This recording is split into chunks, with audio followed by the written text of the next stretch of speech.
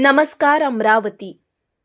आज जो press conference हुई उसका मेन मुख्य इशू जो है, मुख्य बिंदु जो है विधानसभा क्षेत्र अमरावती 38, इसका जो एसआईआर प्रोसेस जो चल रहा था, एसआईआर प्रोसेस में जो मैपिंग प्रोसेस चल रहा था, जो अभी 30 तारीख से इन्यूमरेशन प्रोसेस में भी कन्वर्ट होने वाला है।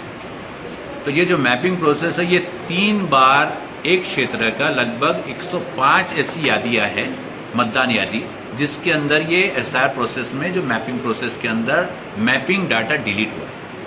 एक बार नहीं, 3 बार हुआ है, ये 3-4 महीने के अंदर। और डाटा डिलीशन भी जो है वो 10 मतदान यादी ऐसी है जिसके अंदर data deletion it is above 50%, और 10 मतदान यादी ऐसी है जिसके अंदर डाटा डिलीशन अराउंड 30-35% है, और 5 मतदान यादी ऐसी है जिसके अंदर 10 से 15% है।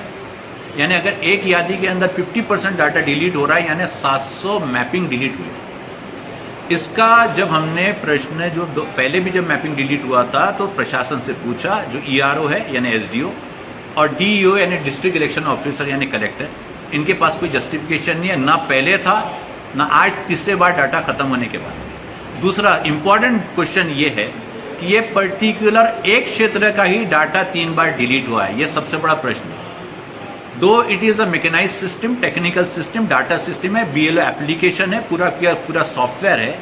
ये प्रश्न सबसे बड़ा है जिसके लिए आंसर देने को तैयार नहीं है कि सिर्फ एक क्षेत्र का, मुस्लिम बहुल क्षेत्र, अल्पसंख्यक क्षेत्र का डाटा ही 3 बार डिलीट क्यों हुआ है। इसके अंदर बीएलओस को भी बहुत प्रॉब्लम जा रही है, उनका भी हरासमेंट हो रहा है, और जनरल पब्लिक जो मजदूर तबका है, आम तबका है, जिसने 3-3 बार आके सहयोग करके मैपिंग किया, जो ऑर्गेनाइजेशन है, जिन लोगों ने मैपिंग के अंदर समर्थन किया, उन्होंने सहयोग किया सरकार का, आज वो सब परेशान है कि फिर से लोगों के पास कैसा जाना।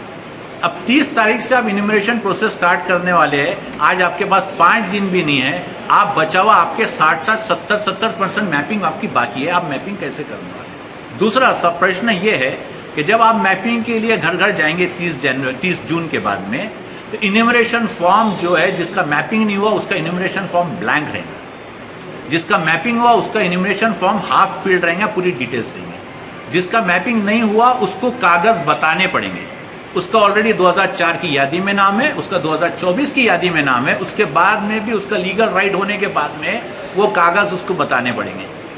अब ये सवाल है कि ये जितना केओस है, जितनी जो प्रॉब्लम है जो जनता को और बीएलओस को हो रही है, इसके जिम्मेदार प्रशासन, और प्रशासन जस्टिफिकेशन देने को तैयार नहीं है कि ये प्रॉब्लम क्या है और क्यों है। इसी के लिए हमारी आज प्रेस कॉन्फ्रेंस थी, और हमने एसआईटी की डिमांड की है कि इसमें एक स्पेशल इन्वेस्टिगेशन टीम बैठना चाहिए। ये किस लेवल पे हो रहा है, डिस्ट्रिक्ट लेवल पे हो रहा है या महाराष्ट्र लेवल पे हो रहा है, चीफ इलेक्शन कमीशन के तरफ से है या सरकार के तरफ से, ये क्लियर होना चाहिए, या ये किसी के बीच में मिसचीफ है, ये क्लियर होके उसको ढूंढना चाहिए और उसकी पनिशमेंट होना चाहिए। दूसरा, अगर 30 जून के बाद पहले आपका मैपिंग नहीं होता है तो आपने पहले मैपिंग कंप्लीट करवाना चाहिए और उसी के बाद में इन्यूमरेशन प्रोसेस में जाना चाहिए। ये हमारी डिमांड्स है।